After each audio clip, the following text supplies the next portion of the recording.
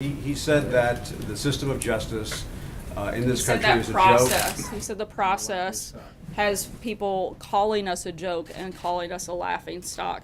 Look, I think, as I told Margaret, he's simply pointing out his frustration of how long that this process takes, how costly this process is, and particularly for someone to be a known terrorist, that process shouldn't move faster. That's the point he's making. That's the frustration he has. April. Separate subject, if I could, just other folks have a couple of questions each. Getting back to George Papadopoulos, does the president recall at that March 31st, 2016 meeting of his National Security Advisory Board, Mr. Papadopoulos suggesting a meeting between then candidate Trump and Vladimir Putin? Does he recall that? No, I don't believe he does. April. Sarah, two questions. First, Mary Frances Berry, the former head of the U.S. Commission on Civil Rights, says everyone wants vetting, but to stop people from coming because they come from different countries is totally wrong. What say you? Nobody said because they come from a different country. I think that's the whole definition of immigration, is that they wouldn't be U.S. citizens. We certainly haven't said that immigration as a whole should be outlawed. So the diversity lottery is specifically for those coming from other nations that you are not favoring right now because you believe that there is a possibility of terrorism.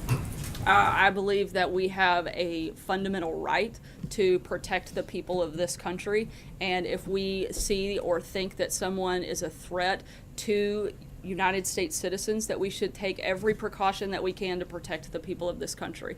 And I don't think most Americans would disagree with that. In fact, most Americans do support extreme vetting and certainly support the protection of the citizens of this country. And second question, last question, compromise, the issue of compromise. What is the definition of compromise as it relates to slavery and the Civil War? Look, I'm not going to get in and relitigate the Civil War. It's like I told you yesterday. I think I've addressed the concerns that a lot of people had and the questions that you had, and I'm not going to relitigate history here. When you left, so and I'm going to ask the question again. Why don't you ask it in the way that you're apparently accusing me of being? I'm not accusing. I'm asking a question, Sarah. Seriously, the question is: does this administration believe? Does this president believe slavery was wrong? And before you answer, Mary Frances Berry, a historian, said in 1860 there was a compromise. The compromise was to have southern states keep slavery, but the Confederacy fired on Fort Sumter that caused the Civil War. And because of the Civil War, what happened? The North won. I think it is disgusting and absurd to suggest that anyone inside of this building would support slavery. Peter. Yesterday from that podium you said all of our leaders have flaws. Washington, Jefferson, Roosevelt, and Kennedy. What are President Trump's flaws? Probably that he has to deal with you guys on a daily basis. He doesn't, in fairness, he doesn't deal with us on a daily basis. So what would you say in sincerity? Most every day, actually, So he what are does. his flaws then, I guess? Simple question. Yeah, I just gave you one. John. Sarah, in the hours, and in fact the days after the horrific shooting in Las Vegas, the president repeatedly said, now is not the time to talk about policy, now is not the time to talk about politics, that's for another time, right now we need to mourn the dead. Yet this morning the president launched into a political argument with Senator Chuck Schumer on Twitter, literally hours after this incident yesterday. Why was he so quick to go the political route and point fingers at Chuck Schumer for the fact that this person was in the country at all? Well, look, this wasn't about going the political route. This is something that, frankly, the president's been talking about for a long time. This isn't a new policy. This isn't a new position. This isn't a new conversation. The president has been talking about extreme vetting and the need for that for the purpose of protecting the citizens of this country since he was a candidate, long before he was ever president. This isn't a new argument, this isn't a new position, and this wasn't new for the president to speak about it. Kristen. Sarah, I want to follow up on the question that John was asking you earlier. You're making the case that these are not new policies he's talking about. And yet the question still remains. He is delving into a policy and political discussion, and he and you were very clear after the Las Vegas shooting that it wasn't appropriate to talk about policy. So what's the difference now?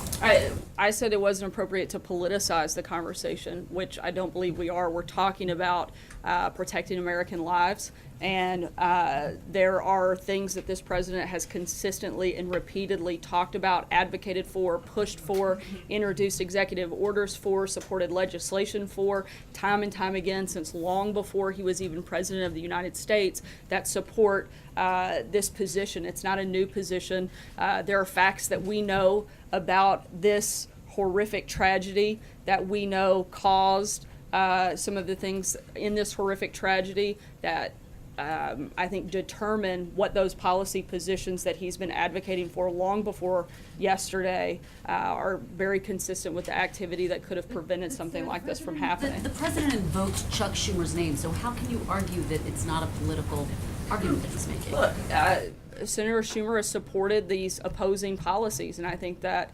that is a very basic fact. Margaret, It's not voted unifying against them the for the Gang of country. Eight. Is he failing That's to not true. unify the country at this he critical helped. moment? He helped implement them on the front end long before the Gang of Eight, and the Gang of Eight would have only addressed one part of that problem, as we've talked about many times before. He may have helped isolate one part of the problem, but it would have exacerbated so many other parts of the problem that fall within our immigration system. If you only address one part and not in the totality of it, and introduce a fully and more responsible immigration reform like the president has proposed, like the president has outlined, then you're not addressing the problem, you're not fixing the problem, you're only making things worse. Sarah, the president talked about wanting merit-based immigration today and then criticize the diversity visa program. Is he aware that the diversity visa program actually does have a merit-based component to it?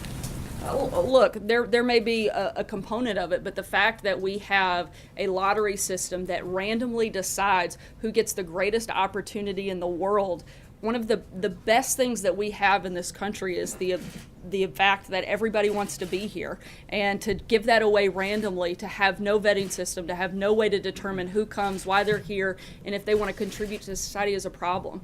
And the president strongly supports making sure that the people that come here want to be here for the right reasons and not to bring harm to our country. And I don't think that's something that any American should want to support. Jim? Are ranked by their job that they have had, and they have to have minimum education Peter, the requirements. whole idea is that they are randomly selected. This isn't. Criteria and having certain ranking. It's not entirely It's the random. lowest level of criteria that any part of our immigration system has is through the lottery system. And so to try to argue that this is a system that thoroughly vets people is just shows a total lack of understanding for what this process is. People have come in since the Uzbek gentleman yesterday came in. 350,000 people come to the country on this program. One of them now apparently has been accused of a terrorist act. One out of 350,000 create a problem then for that program? There may be more. Look, all I know is that you can't randomly select people and not have them thoroughly vetted and not have the ability to know whether or not these people want to do good things or bad things when they get here. I don't think it's unreasonable to ask that people that want to come to this country go through a vetting process to make sure that when they get here, they want to contribute to society and not harm the people of this country. Jordan? Thank you, Sarah. On Senator Schumer, can you tell us when is the last time he and the president spoke, and more broadly, the president saying that he is responsible, at least in part, for this attack? Does the president still see him Before as you someone? go any further, let does me be really still clear. The see him as president has someone- not blamed Senator Schumer and doesn't feel that the senator is responsible for the attack. We believe very strongly that the individual who carried out the attack is responsible and no one else. However, we do think that there are policies that could be put in place that help protect American citizens. We've been talking about those for a long time, and we continue to push and advocate for those policies. Does the president still see Senator Schumer as someone he can work with? I think we'd love to work with Senator Schumer to pass legislation on extreme vetting, and if he's willing to do that, we would absolutely welcome his support on it. I'm going to take one last question. Right here. Thank you, Sarah. Nope, right here. Thank you, Sarah. Will President President Trump look for enhancing anti-terror measures with other foreign countries during his visit to Asia? And also, will President Trump call the leaders of Argentina and Belgium to express his condolence? I believe that arrangements are being made for him to speak with the leaders of those countries. They're working between the two teams to set that up. In terms of looking for conversations around anti-terrorism. That will certainly be discussed throughout the trip over the next several days. And as I said earlier this week, General McMaster will be here tomorrow to discuss the trip in more detail and certainly in more depth for